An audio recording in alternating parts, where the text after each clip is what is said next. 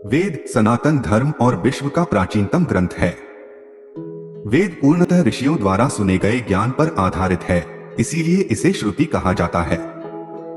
वेद संस्कृत के विद शब्द से निर्मित है, जिसका अर्थ ज्ञान होता है।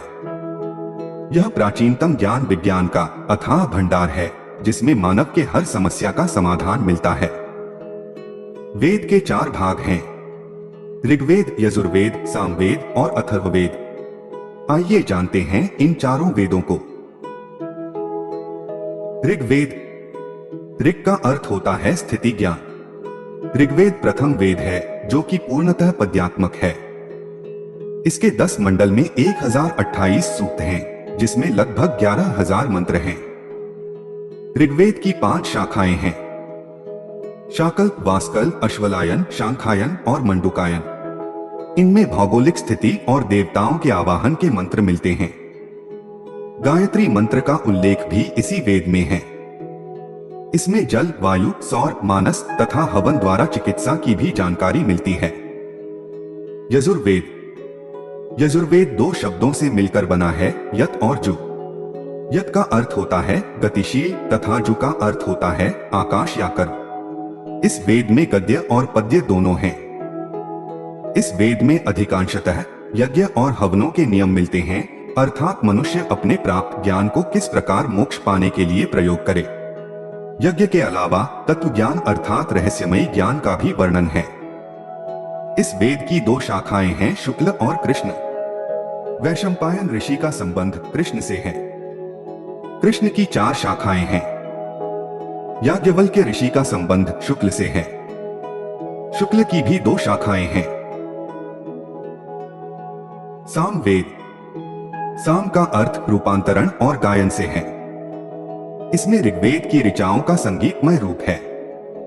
इस वेद को संगीत शास्त्र का मूल माना जाता है। इस वेद में 1875 मंत्र हैं, जिनमें कुछ को छोड़कर शेष सभी मंत्र ऋग्वेद से लिए गए हैं।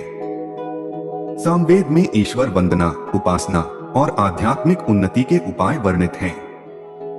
इसमें कई भक्तिमय व शांतिदायक प्रार्थनाएं हैं, जो मानसिक और आध्यात्मिक विकास में बड़ी सहायता प्रदान करते हैं। अथर्ववेद। अथर्व का अर्थ होता है अकंपन। अथर्ववेद विज्ञान और तकनीकी ज्ञान का समावेश है, जैसे कि मनोविज्ञान, समाजशास्त्र, अर्थशास्त्र, कृषि, आयुर्वेद, गणित, ज्योतिष, भौतिक व रसायन शास्त्र आदि। इस वेद की रचना सबसे बाद में हुई। इस वेद में कुल 5687 मंत्र हैं। यह वेद ब्रह्म ज्ञान का उपदेश भी करता है और मोक्ष का उपाय भी बताता है, इसलिए इसे ब्रह्म वेद भी कहते हैं। वेद एक महासागर है, जिसमें लगभग इहलोक एवं परलोक संबंधी समस्त तत्व समाहित हैं, तथा मानव के समस्याओं का समाधान इसमें लिखित है।